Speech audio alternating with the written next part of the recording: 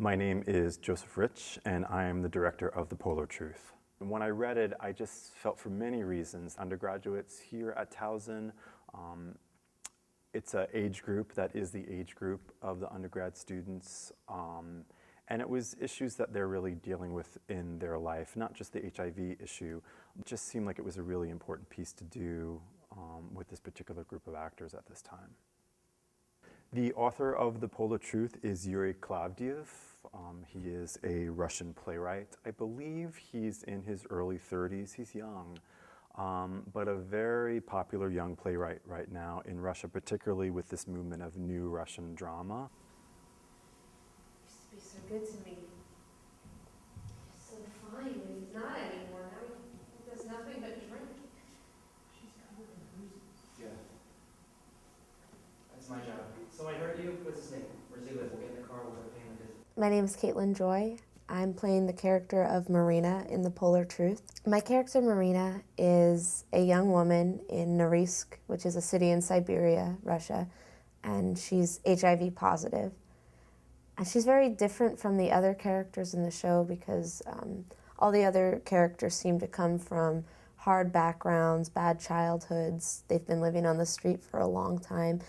And Marina seems to have led a very comfortable life. Where'd you get that in the first place? Probably when I was casing joints, looking for stuff I might use. Hi, my name is Francis Kabatak. I am playing Kid in The Polar Truth. Well, Kid is sort of a vigilante in his own mind, to the point where he's very protective of the people he knows and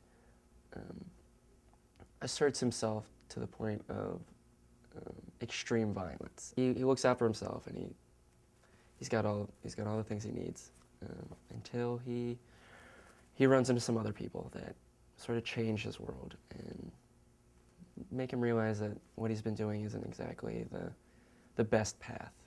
So. What's HIV then? HIV is a gift. Yeah. My name is Lindsay Nixon. I'm playing Sveta. He is actually an ex-prostitute and ex-heroin addict who has been living on the street for some time, and she's kind of a loner. She's had to be very independent, so she kind of, at least for the beginning part of the play, focuses mainly on herself and taking care of herself. She's trying to find her way through losing the only friends that she had and dealing with being alone, and how to, take care of herself. And then she meets Tapeworm and Kid, and they sort of make this home with the three of them, and then it just starts growing. People are continually added to the mix, and it becomes almost like the family that she had left, only better, because this group accepts her for who she actually is. What's challenging about coming up with a vision for this play was that the play is somewhat stylized. There's many moments of open fourth wall monologues to the audience. There's a lot of violence in the piece, and what I've chosen to do with that is that they're staged very realistically, the physicality of the violence, but there's going to be a whole sound score and visual score that goes along with that. The actors are not making the sounds of the violence themselves. It's going to be amplified and very distorted.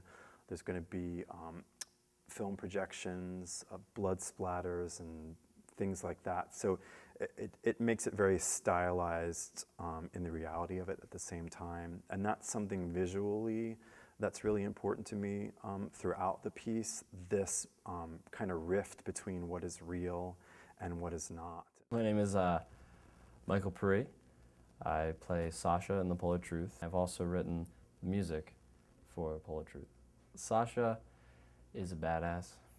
He's a BAMF, as we like to say. The Kid character is they're best friends in the show. He's kind of a rescuer character. I created some of the pieces before the show. There's 2 pieces of the 5 or 6 that I've written, I can't remember. But the 5 or 6 that will be used in the show, 2 of them were original compositions before the show process that Joseph, I had played for him, and he was like, yes, I would like to have that in the show. When he asked me to do the music, I said, here's some ideas for it. The other 4 pieces, I would say, I wrote based on whatever he asked for. So when he asked for something staccato to change the scenes and something calm to change the scenes, I could do that. The ending to change the theme, which is the Polar Truth theme, is it starts out complex, and slowly as the show begins to kind of fall in line, the music kind of simplifies. Kid, you remember what we were just talking about?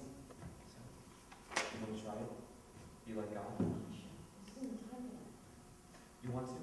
What do I have to do? You want her to stay? She'll stay. You help her. Remember, be God. Make her want to stay.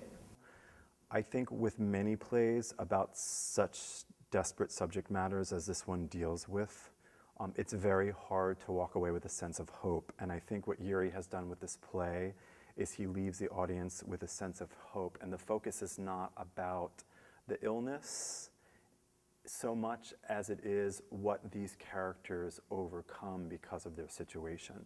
And I find that pretty special in regards to what this play offers.